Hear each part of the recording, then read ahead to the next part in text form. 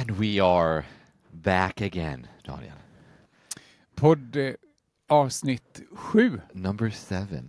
Can I call you Danny?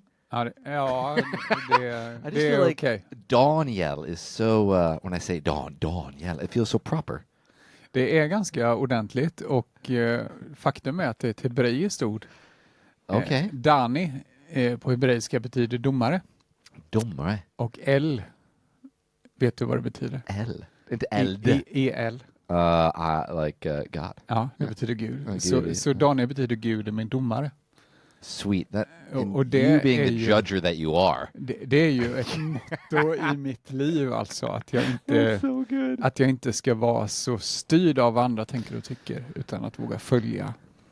Tänka att And just judge everybody. inte som Zlatan. Zlatan har ju tatuerat på sin bröst eller rygg. Only God can judge me. Amen. Det är inte så jag tänker. Nej. Jag är något mer. Should I put like only Daniel can judge me? Precis. Only the domare. Only Johnny Boy. Only Danny. Only Danny can judge. Okay, Daniel. We'll see. You know, Danny feels like it might be Det går a bra. thing. Okay. Det är okej. Det är ju ett eget litet rum här på mitt kontor i Maneskyrkan i Jönköping. It is. Och här inne skulle jag kunna gå under pseudonymen Danny. Only here. Bara här. What stays in Danny's office stays What in Danny's happens office. in Danny's office? Stays in Danny's office. Stays. Thank you. Ja. Number 7. Here we are again, and we're talking about another hard subject. We're talking about what are we talking about? Men vi har ju fått lite förslag på ämnen. Och ett av de förslagen tenderar ju döden, tenderar sorgen, tenderar smärtan och även vad säger man till en människa som ligger på sin dödsbädd. Så jag tänker att vi alla ska en gång dö och fram tills dess lever vi någonstans där. Kanske vi landar idag. I mean, Dödens are smärta. we all going to die though? Ja, jag tror ju det. jag har inte sett någon annan No, I don't know. I'm just saying Google's working on their 2050. I don't know if it's Google, one of these terrifying tech agencies, companies that are working on the idea or ability to download our conscience, download our memories and our conscience, whatever, onto another, away from us, onto another thing, whatever that is, AI. How do you feel about that? Jag funderar på vem som skulle vilja det.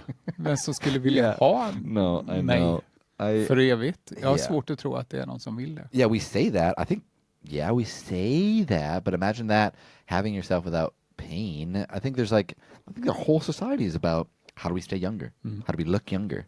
We don't want to be old or feel old or die. It's the fight against death, the natural thing that happens in each one of us. And so the idea of downloading, it's the next step in the frontier, I think. Men kanske kan det skapa någon form av fiktiv tröst, tänker jag. Jag har svårt att tro idag, 2024, kanske annorlunda 2050 för att vi förstår mer då. Men idag har jag svårt att tro att det på riktigt skulle vara någon värme i det. I don't want someone to watch this in 25 years and be like, ha, idiots. But I do feel like it doesn't feel great. Men vi laddar ju ner en del av vårt liv här nu på podcasten. We do that. Sen kanske inte det heller lever It is för a little evigt, vem vet? terrifying, actually. It is a thing to put yourself out there and be like, well, my kids are going to see this one day. Okay, we're getting away from the subject. We're talking about death. Ja, och om man ska börja med någon form av inledning så tror jag att ganska många är rädda för döden. Ganska många har man skjuter döden ifrån sig, och det tror jag är en del av vårt moderna samhälle. Yeah. Förr i tiden levde vi i flerfamiljshus, vi levde närmare varandra i olika generationer. Oh, interesting. So you think it's like because of this separation, we're more isolating ourselves, living alone or living with not doing the intergenerational living. Jag tror att det är ett modernt uttryck att ha en dödsångest. Ooh, Danny, det har säkert funnits i alla år, men när vi lever, vi har ju alla försäkringar för allting, vi bygger en framtid, vi har hängsle och livrem för allt. Och när vi inte ser människor nära, naturligt dö, så skapar det en distans och vi får någon rädsla för det. Förr dog man i hemmen, idag dör vi på institutioner. God, you just come in so, every word. You're good at this. Jag är lite för seriös ibland kanske. You are though. You're good at this. I would say, what are the consequences when we separate ourselves from death? So your theory like that tracks. We're not living with the old. We're not seeing death in the homes, and there is more of a distance, and we're pushing it away in society. And the question I have is like, what are the consequences? Kanske att vi blir rädda för att leva. Okay, Daniel, I get that you're like wise and stuff, but you're on fire right now. Men jag kan börja i en annan ände. Alltså, Okay, all right. I min yrkesroll som pastor så ingår det ju att man får med i livets stora skeden. Det vill säga när barn föds, när man gifter sig, när man ska döpa barn eller vuxna, men också i livets slutskede. Så en ganska stor del av arbetsrollen ingår faktiskt att vara med när livet går sönder. Yes, sir. Så begravning är ju någonting jag har gjort väldigt mycket och varit med i dödsstunden, alltså när människan drar sina sista suckar. Kanske inte just exakt då, men lite innan och definitivt ofta efter. I kyrkan har man något som kallas för utfärdsbön, det är ett gammalt ord, men det innebär att när en person har dött så brukar familjen samlas. Om det då finns en tro på något högre, men då kan man sjunga en sång, man kan läsa en bibelvers och så ber vi en bön, en utfärdsbön. Det är ett fint ögonblick att ta farväl. It's like a ritual and act in the moment. Innan man kommer till begravningen. Yeah. Jag har varit pastor i 24 år. Det är klart man möter många olika situationer. Så jag har begravt mina vänners barn. Yeah. Jag har begravt mina vänners vuxna barn som i 25-årsåldern omkom i en bilolycka. Yeah. Jag har begravt i alla fall 3 personer som har avslutat sitt liv själv. Jag har begravt människor som har dött en lycklig och naturlig död. Och allt däremellan. Och det är klart att det är ett stort sorgarbete runt allt detta. Och då kan man ju tänka hur i all sin dag ska man bete sig i de situationerna. Och det tror jag inte är så svårt alls. Utan det handlar om att vara närvarande. Och det handlar om att vara så mänsklig man kan vara. Det är nyckeln.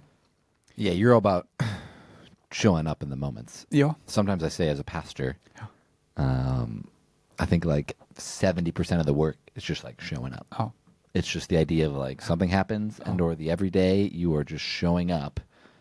Och vara tillräckligt bearbetad för att kunna vara närvarande i livets alla olika situationer. I mean, yeah, to not along the way work with ourselves. And we're just like, we show up and here's who we are. And och det finns inga rätta ord utan no. Och om någon anhörig har dött så är det ingenting som jag kan säga som underlättar det.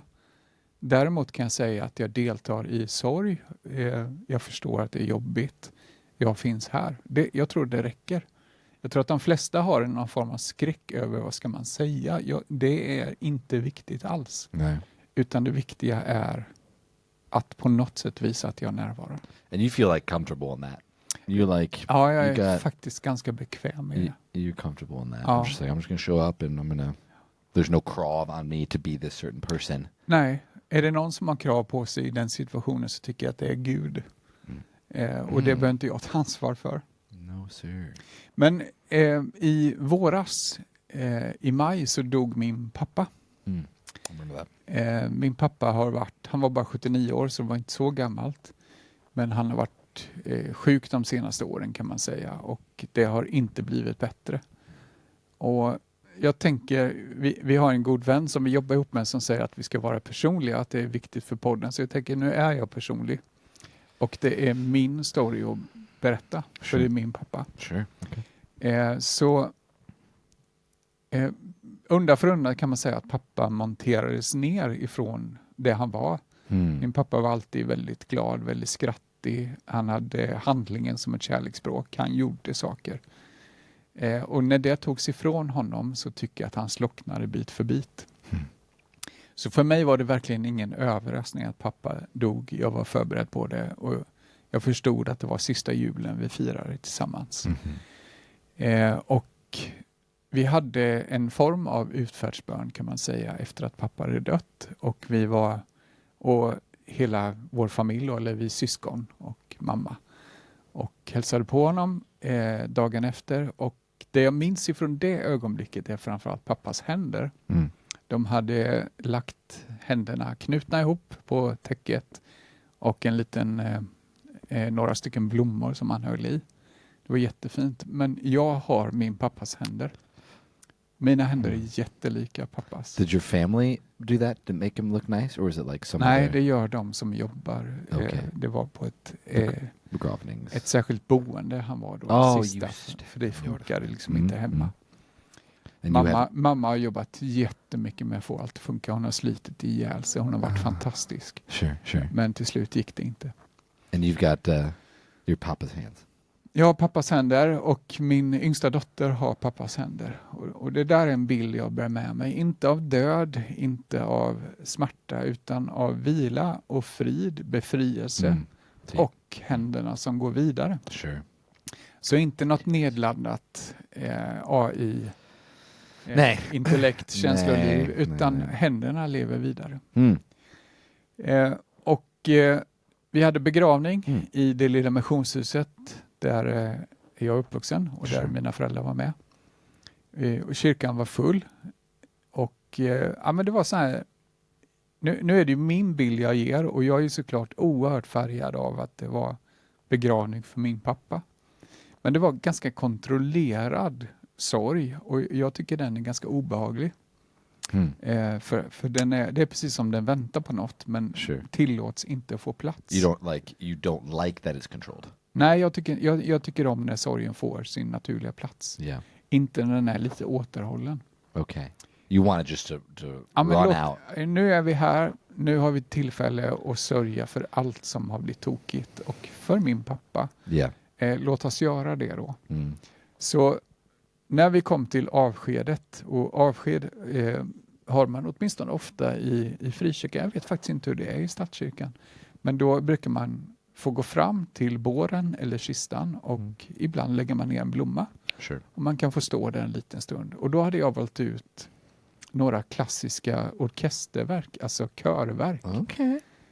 Som jag tycker är väldigt, väldigt stämningsfulla, fina. Sure. Nästan så jag skulle kunna tänka att änglasång låter så. Och det satte jag på ganska hög volym. Och det som hände då, och det berörde mig egentligen mest i hela begravningen, det var att den här återhållna sorgen, det var som musiken öppnade en dörr. Yep. Och människor fick kontakt, eller de hade säkert kontakt innan, men sorgen fick plats. Yeah. Och det var inte bara sorgen över pappa, utan det var sorgen över det i deras liv, de som var där, det som har dött, sjukdom, smärta. Alltså sorg tror jag tror att sorg är lite klibbig. Den tar kontakt med annan sorg. Så när vi tillåter oss sörja över en sak så får vi fram ganska mycket annan sorg, gammal sorg. It's like it's connected in some way. Ja, precis. Like one thing, you let one Öppnar thing man out. porten kommer ganska mycket. Got it. Och jag tyckte det var så fantastiskt fint. För helt plötsligt så grät människor. Helt plötsligt så såg man i rummet sorgen ta plats. Och kanske åtminstone så här ett halvår efter skulle jag säga att det är ett av de vackraste ögonblicken i mitt liv. För det var så 100% äkta. There was no like facade. It's like here Fast we are. ingen fasad, utan här är vi och sorgen är en naturlig del av allas våra liv. Yeah. Och för mig var det en särskild stund. Jag skulle till och med använda ett så stort ord som att det var en helig stund vid det avskedet. Men hela rummet fylldes av ömhet, av sorg, av kärlek, förståelse. Väldigt mycket positiva ord. And when people have the freedom, like the space and the freedom to do that, to cry and to let it go, to open a porten, as you say, you think like that's really good. Ja, jag tror det. That's a good thing. På Bibelns tid hade man gråterskor. Shoes? Gråterskor. Alltså, say more. Say more. I'm interested. Crying people. Yeah. Vars uppgift var att just gå med och hjälpa till och gråta. Jag kan inte exakt vad liksom poängen var, men en efterkonstruktion är i alla fall att gråterskornas uppgift var att hjälpa människor att sörja. Yeah. Som då kom och hjälpte till och då grät man kollektivt. Yeah. Fint tycker jag. Yeah, I mean, culturally, I do think it's culturally it is interesting. There's a lot of like, how do you handle sorrow and sadness personally and collectively in culture? And I think Swedes generally a little more reserved. Ja, vi är väldigt reserverade. It's hard to know if they're sad or if they're happy. It's hard to know. Ganska sammanbitet. It's kind of just like zoom until, yeah. And, och man ser på nyheterna ifrån en annan kultur, ett annat land, där något har hänt, hur alla skriker och gråter. Yeah. Och det är väl egentligen det mest naturliga. It's a little bit different, but I would say... Men jag är reserverad. Jag är ingen stor gråtare så. I'm not Swedish myself, but I want to be, and I am here now, and I would say even myself, I think I'm more reserved and a little more like I'm not super expressive in, or maybe even comfortable in knowing how to handle my own sadness. I think I'm a professional Christian. I'm a pastor, and I've absolutely done funerals for adults and children. And I've got my own stories, but even through all of that, it doesn't come as naturally. I would say I would throw you in if there's any like there's a crisis and we need a pastor to go to like come and be in place. I'd be like choose Daniel over here, because I mean you just have that within you, this peace. Men det beror också på sammanhanget. Yeah, sure. No, but you've got it in you. Om man är välkommen eller inte. Sure. Är man välkommen är det inga bekymmer. Är man inte välkommen, men då fine. I think of my own... I think one of the stories I want to share is when I became a pastor, educated myself to be a pastor in the United States, one of the things we needed to do was for 3 months, I worked at a hospital. And it's like in Sweden, be like a sjukhus, präst or pastor. And that was like me as a 26, 27-year-old. And this was like in the U.S., like they have so many different types of hospitals, but this was like a Christian type hospital, but like no one really knew it was, because it was just a generally really great hospital in the neighborhood. But especially this hospital is they had pastors like on call all the time. And so if anybody died, and I don't actually know how it works here, but if anybody died in this hospital, they like call. It's like the nurses and doctors were like, okay. And they're like, our job is done. But then the pastor comes and meets these strangers in crisis because something is happening in the emergency room and or in death. And I think it's just, it's a wild thing that they trust me to just go on in. And I just think there's a sense of like people don't know what to do in death. And so if they send in this like random stranger who's like educated, trying to become a pastor, 26-year-old, just like blonde hair, blue eyed, like, and I needed to step into, I mean, daily. You're in a hospital. People die every day. And to step in and, like you said, there isn't, especially if you're a stranger, there is not much to say. But you come in, and I always remember walking into rooms, opening the door, and there's, whether it's like 8 people or 1 person from different cultures, is a very diverse hospital, and they're handling their sadness differently. And I think generally it was always like through hugs, through holding of hands, through being sad with them, that it's always appreciated. I never had anybody, many of them were not religious, but it's just how the hospitals, they send us in, they're like, okay, how can we, people in those moments, religious or not, they're just like, they appreciate the care. Ja, värmen och närvaron. Because no one knows what to do with it. Yeah. No, I mean, truly. And I would argue myself, like, I'm not a special, I don't have any special power. We don't have any special powers here.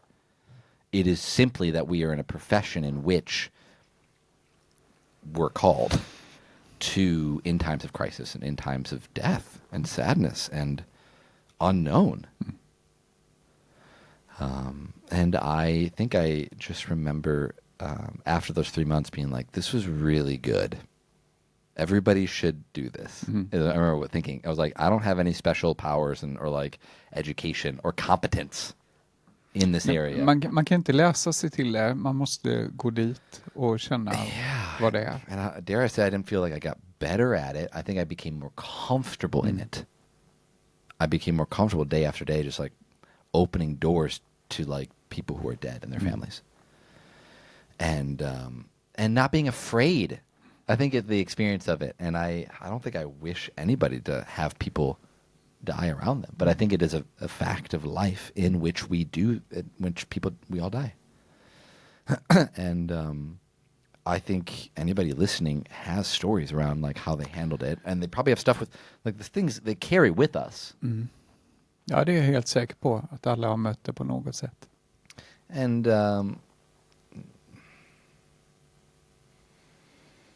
I think the question I have for you, Daniel, and I mean for us, is like, well, what do we want people to do with it? I mean, sadness is a reality of life. Death is a reality of life. Your hope, it sounds like, is for people to be free to like not hold back in the emotion. Ja, det tror jag är viktigt på något sätt. För förr eller senare kommer det. Och där tror jag att begravningen är en ganska stor hjälp om vi kan se den möjligheten. Och att inte tänka att nu måste jag hålla ihop. Utan kanske snarare våga tänka att om jag kan få kontakt med min sorg och visa den, så kan jag faktiskt hjälpa många andra. The idea of you, okay. That it's a help to others. Ja, jag tror att det är en hjälp till andra. It gives permission to like, okay, this guy that I care about, Daniel, he's open and he's letting it go. Ja, och sen finns ju sorgen och glädjen ligger väldigt nära varandra. Jag tror att det är äkta känslor. Det är riktiga känslor. Och det är som två äggar på en kniv. Det är väldigt, väldigt nära varandra. Så i det mest mörka stunder finns också skrattet ganska nära. Det tycker jag är befriande på minnesstunder efter. Inte om det är tragiska begravningar givetvis. Men en naturlig död, så är det också ganska lätt att skratta efteråt. Så var det på pappas begravning. Yeah, I think it's true. Det var en väldigt ljus minnesstund och vi fick skratta åt mycket. I mean, now we're getting to a little bit of a consequence. What is a consequence of not allowing yourself to be sad? Or not allowing yourself to experience death that was close to you? And you would argue like, if you just kind of run away from it or like push it down, you might be withholding the joy on the other side. Ja, jag tror att det lägger en sordin över allt, och jag tror att depression kan vara en frukt av att inte ge uttryck. Att inte lära sig att hantera sina känslor och hantera livets ytterligheter. Sure. Like chronic sadness. There's a sense of like, if you're not able to handle your own darkness, your own sadness, the death that is within you and around you, over time, that can really like take hold of you. Ja. And I'd like to say like depression is like a disease. Ja, you know, it's not det just finns that. mycket runt det. Men verkligen bra förtydligande. Yeah, I think there's some truth to that. Jag tänker också, jag tror att tron är också en avspelande, eller en faktor i det vi gör. Den kristna tron bär ju ett hopp om att det finns ett liv efter döden. Och det tror jag är olika viktigt för olika människor. Sure. Men i de ögonblicken blir det ganska hoppfullt att det inte bara slutar, utan att det finns något annat. Det är väldigt uppenbart när man ser en död människa att personen inte är kvar. Det som AI funderar på att ladda ner, det är inte kvar. Det har gått någon annanstans. Och i svensk sjukvård så brukar man faktiskt öppna fönstret när en människa har dött. Jaså? Och det gör man, sägs det i alla fall, för att man ska tillåta själen och få flyga iväg till sin naturliga plats. Yeah. Det är ju ett bildspråk, men man brukar öppna fönstret. Sure. Jag har funderingar runt det där med teologi och med liv och död. Vi brukar ju säga att döden är naturlig. Mm. Och det håller jag med om till 100%, men det finns också ett annat teologiskt perspektiv. Om man tittar på från första början, om man utgår från tanken att människan är skapad av någon form av Gud, i mitt fall kristendomens Gud, så var människan skapad till att inte dö. Utan där fanns en harmoni, det fanns inte avskiljandet, det fanns inte smärtan. Först senare kommer det in och då kommer döden in. Och tittar man på det teologiska perspektivet så är döden inte naturlig. Och då måste vi ännu mer sörja att vi skiljs från varandra. Men med hoppet om att en dag ska det återerövras. Att vi i någon form av himmelrike, var nu det är. Och det är ju ett extremt abstrakt tänkande att det skulle finnas något liv efter detta. Men det är också trösterikt. It is. And I think if I can just go to one thing, you're talking, you're shooting, you're on fire right now. You're going 100 miles per hour. One thing that you kind of mentioned is like the idea of like being death, the distance that death happens. Like it's like this person is not here anymore. And I would say like more in the here and now, not like death, life after death, but like can someone, I feel like I've met people that are kind of dead. They're alive, but they're dead on the inside. And there's a sense of like they distance themselves from the people that they love. And and I feel like that's one of the clear signs for me when people like really push themselves away that something isn't well. The death or the sadness or whatever you want to call it is growing within them. It is fascinating. I think can I go back one more thing to there's a person called Brene Brown. She's an author, Christian author in the United States, but she says like this idea of joy and death, or like joy and sadness, like all we want to do after a long day. I'll speak for myself. For a long freaking day of the kiddos and the work and all the things, I just want to like stuff my face with like nachos or something. I want to escape like the tiredness and like maybe the after effect of like the sadness. And that's what I think people do. We want to, whether it's alcohol, or we want to escape those sad feelings or those empty, just like I got nothing left in the tank feelings. And I fill myself up with nachos or whatever it is. And I tror att det är bättre än alkohol. Yeah. And I would say, if you do it too much, I'll talk for myself. If you do it too much, I think you have to go through the death. You have to go through the sadness because you just can't escape. You can't get what you want. We escape it because we want to be happy. We want to like be joyful. And so it's just like, oh, I'm going to feel real good if I eat all these nachos right now. But I think it's a false like true. It's a false truth because you're escaping and you're actually not going through to get to the other side. Det finns ett svenskt uttryck som heter tröstäta. Kan du det? Ja. I know what you mean. Ja, men det har sina poänger. Men det är inte en lösning för alla livets situationer. But you don't escape sadness. You're not stuffing yourself with nachos. You're not looking at Blocket pull cars. Jo, Blocket och titta på bilar det är mina nachos. That's it. Just going in. Ja. Ja, men jag har ett ganska stort behov av ensamhet. Jag har ett ganska stort behov av ställtid. Och där är ju utmaningen att inte fylla ställtiden med något annat utan att faktiskt bara tillåta mig att få sortera tankarna. Men nog kan det bli Blocket eller något annat. Men man kan inte hantera alla livets situationer så. Då blir jag en flykt ifrån mitt inre, från mig själv. Another question for you. Around the subject, how do you walk with, so we walk with people who've lost people, or you've lost your father, is another example, but how do you walk with it? How do you live life after? Because the sadness like doesn't really go away. You're talking about really traumatic. I mean, if old people dying is like those are nice funerals. It's like, okay, like Men det är ljusa begravningar. they lived a nice life. But I think there's like, I think of on top of my head a few people in my life that whether it's death of someone younger than them. How do you help people walk in that?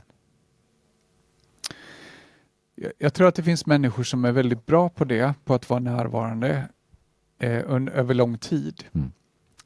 Jag tror inte jag är jättebra på det. Jag tror att jag är bättre på att i stunden av smärta, katastrof, där tror jag är bättre.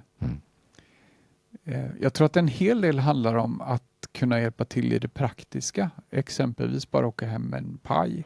Sure. Lite mat, bjuda in, att inte tänka per automatik att nu är det nyår, alla har någon att vara med. Utan kanske fråga den som har förlorat någon, vill du vara med? Sure. Så omsorg, tror jag. Yeah.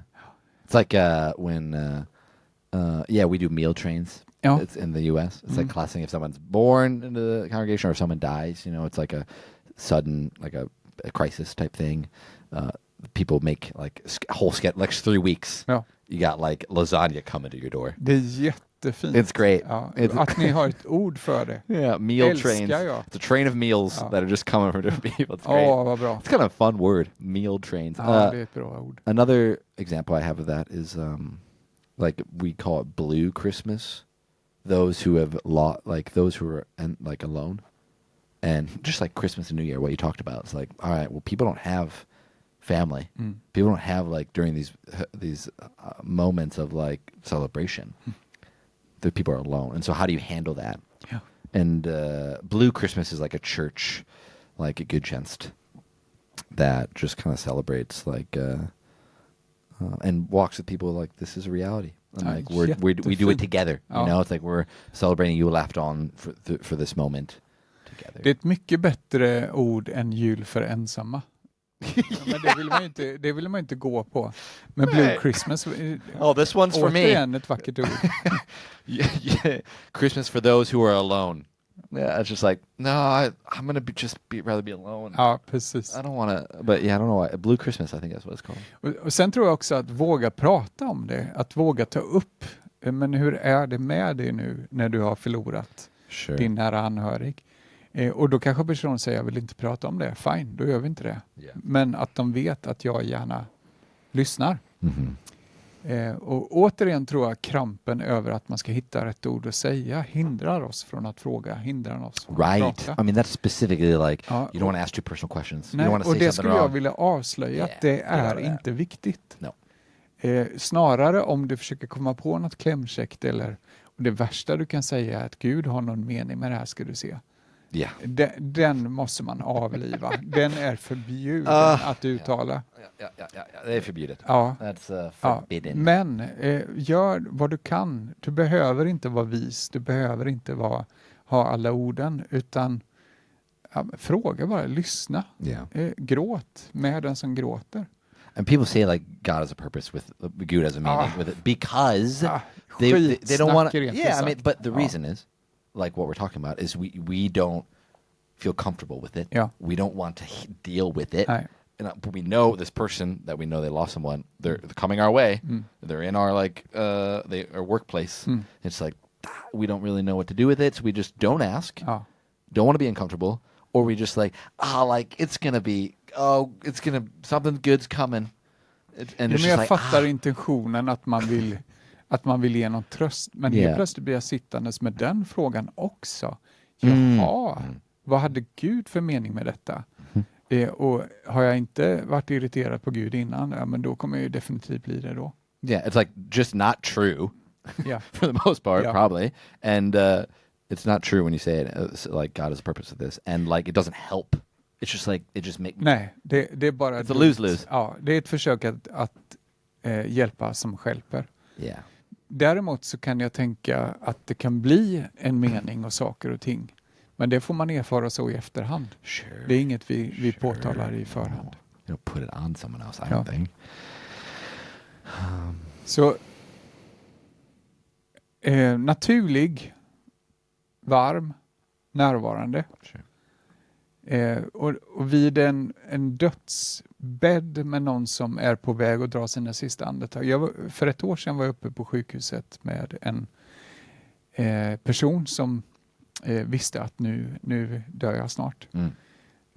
Och hennes trolovare, alltså hennes fästman var där, och då hade jag med mig ett litet nattvardskit. Vi har en liten väska. Do you come like with it's like a, in a black briefcase? Ja, det är som en mini-attachéväska. And you're like James Bond. You just come Det är in. lite James Bond, fast väldigt fjuttigt. Mer Kalle Anka-format. Yeah, more nerdy. Not as cool. Och jag vet inte, jag hade ju ingen aning om de ville fira nattvard. Sure. Men jag kom ut dit, jag pratade med dem, och då frågade jag henne, tror du att det är din sista stund nu? Alltså öppna frågor. Och då svarade hon, ja det tror jag. Och då frågade jag, vill du att vi ska fira nattvard ihop? Och det ville hon jättegärna. Så gjorde vi det, vi firade nattvard. Jätteenkel ritual. Yeah. Som var men väldigt, väldigt vacker. Och så frågade jag, finns det någonting som du känner att du inte har fått sagt? Och då tittade hon upp och sa, nej men jag har sagt allt jag vill säga, jag är redo. Och i vissa tillfällen, det var inte det tillfället, men då kan man fråga, finns det någonting du ångrar som du känner att du vill ta upp? Vi har i kyrkan något vi kallar för bikt. Det är ett väldigt fint att man kan få bikta sig, det vill säga att man kan få bekänna saker som har blivit fel, men önskan om att få göra rätt. Yeah. Åtminstone, om jag inte gjort det innan vill jag göra det nu. Och ibland kan man behöva ha ett biktsamtal där man får säga, men jag har så enormt ont i min själ för hur jag gjorde mot min son. Nu hittar jag på här, det är fiktivt. Sure. Jag ångrar det så djupt och vi har ingen kontakt längre. Men jag kan ta kontakt med din son och berätta att du på din dödsbädd sa att du ångrar detta. Right. Och då ger det en befrielse.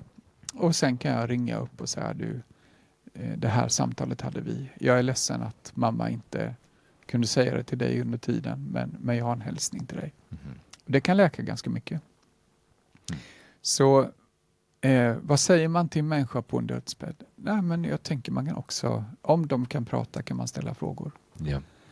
Jag brukar vara mån om att klappa, röra vid pannan, röra vid dem. Yeah. Jag brukar vara mån om att be en enkel bön.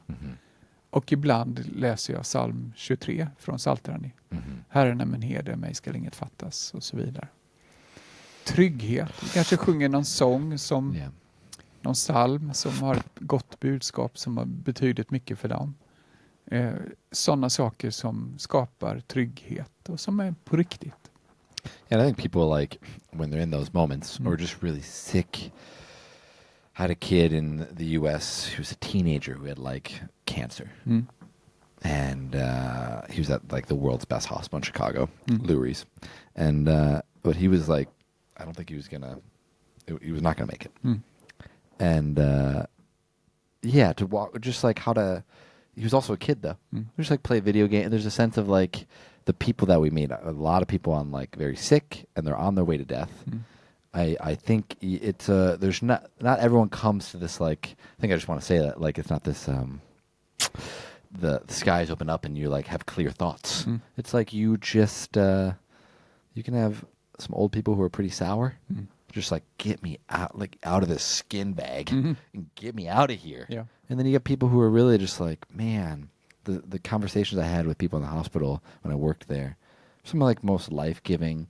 Just like people, you get time to think, and they're funny, and they want to share stories. It's really like celebratory in some way. A lot of my conversations was with like a guy named Jack. He was old and he was on his way out, but he would just like, I would love going to the hospital, and Jack would say these crazy stories that happened in the 40s and 50s and 60s, and he would just like get so much life out of it. And we both know, like, I'm coming tomorrow. We don't know if you're going to be here. But like in this moment, tomorrow will come. But it was like this super present thing. And I feel like, there's no formula of who you're going to meet or who I've met who's like on their deathbed. But it can really create a lot of beautiful moments, I think, at the same time. Det tror jag. Yeah. Och frukten av att gått ifrån ett sånt möte är ju att man får syn på det absolut viktigaste i livet.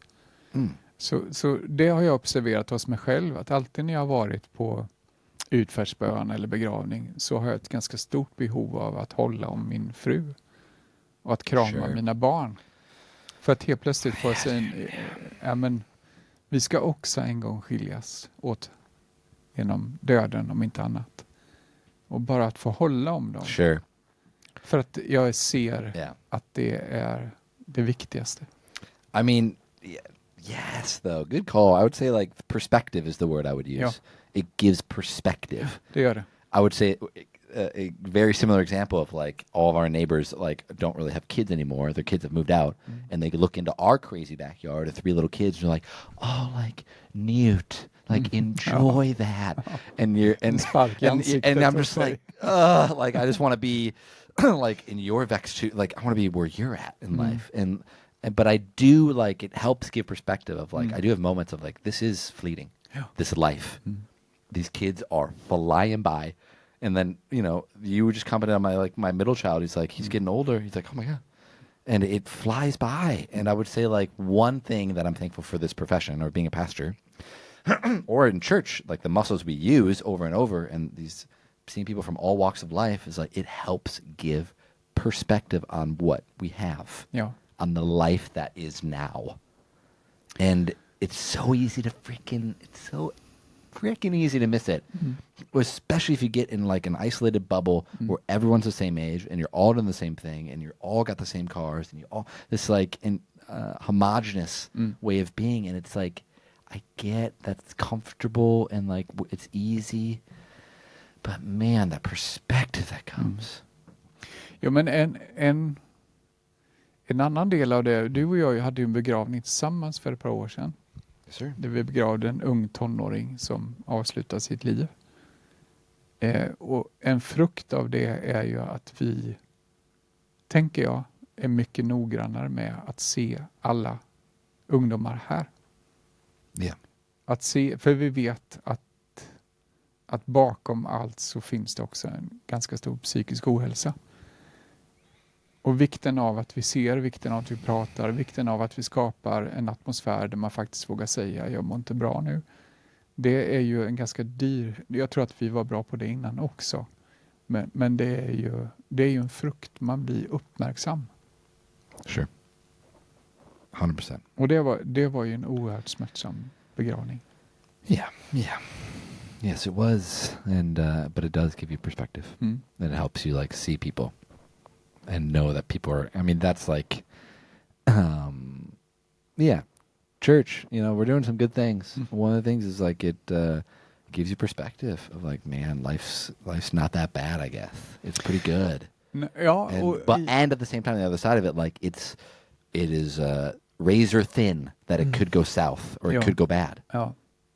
Och med bakgrund av avsnitt 6 förra veckan så tycker jag att det här samtalet blir ganska viktigt. För här tycker jag vi gör något väldigt, väldigt bra. Sure. Och att vi faktiskt hjälper människor i det svåraste stund. Yeah, I mean, det kan jag vara ganska stolt över. Sure. Yeah, I mean, that's like people don't, even my family, you know, not that religious, but like when someone dies, like we're going to have a funeral in a church. It's like that's, well, I mean, not always, but for the most part, it's like people think about it. I haven't done this for my whole life, but like this is what they do. And I think det finns ett språk, allting finns. I think rituals, religion, not rituals, and acts in very important moments of life is that's why we have these funerals, and that's why we have, whether religion or not, we have these moments, these rituals, these acts, because as humans we need them. It helps us handle the hardness of life. Sen är det ju roligt, men ibland när vi åker upp till sjukhuset så har vi på oss våran pastorskrage. I'm interested what you're going to say now. Ja. Och reaktionerna när man kommer med den är ju nästan att folk de nickar, men en del tar ju ett steg åt sidan. Sure. För att man förstår att oj, här är något. Men jag var på Höglandssjukhuset i Nässjö. Och när jag gick ut därifrån så möter jag vad jag kan bedöma en A-lagare, alltså en ruffig man. skräckinjagande, måste jag säga. Sure. Välpumpad, men han hade levt ett hårt liv och han gick rakt fram emot mig. Och så strack han fram med knuten näve och sa han, respekt mannen. Och så gjorde vi en fistbump och jag tyckte det var så fantastiskt. In that moment you're like, I'm so cool. Han fattade liksom, the understanding. Han fattade Yeah, vad sure. jag gjorde där och han fattade att det var viktigt. Sure. 100%, yeah, that's great. Jag blev lite ställd när han gick emot mig, måste jag säga. Yeah. Ja. Yeah, and there's not many places as a pastor in this society, in this country, where people are like, dude, give me some of that. Ja, nej. You're more, Det är inte riktigt people are det vi like, får i vanliga fall. Ja. like, look away. Är du helt galen? Det är ju ingen orimlig And reaktion. I get it, but it's just like, hey, I'm a person. Like, that's what I want to say sometimes. Så, What do you got? Keep going. nej, men jag tänker... sörjer jag min pappa? Om jag plockar tillbaka till det. Ja, men jag sörjer honom ganska mycket. Jag sörjer på mitt sätt. Jag saknar pappa. Jag fyllde ju faktiskt 50 år här i somras. He said it, not me. So Ja, och det var ingen big deal för mig. Jag fyllde 49 förra året. Jag fyller 51 nästa you're år. not fighting death. You're just like, let's get it. Here we go. Ja, det är stora ord, men 50 är inga bekymmer i alla fall. Sure. Och då kunde jag känna ända in i märg och ben att jag hade önskat att pappa hade varit där. Det hade varit fint. Och sen sörjer jag jättemycket för mamma har ju förlorat sin bästa vän. Yeah. Mamma har förlorat den hon alltid pratade med om allting. Sure. Och det är nästan en större sorg än Right. min pappa. Because you can see it. You Jag kan see se it, you're det, jag reminded of it, smakar you're det. with Ja, it, you're ja. sitting in it, it's like, this is not going anywhere. Ja, och hennes tårar av saknad av pappa. Yeah. Jag tycker det är vackert. Och jobbigt.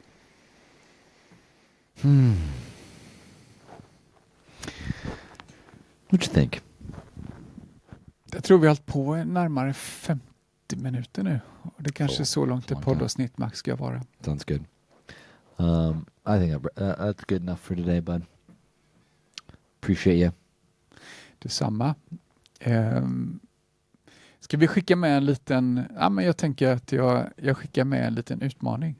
Please. Håll om någon som står dig nära. Yeah. Säg något gott till den personen. I will say the people, yes, that is something that the funerals that I've done for those who are younger and to be in a relationship with those parents or whatever, it's like, that's what they say. It's like, that they're just like, just hold your kids. Hold the ones that you love.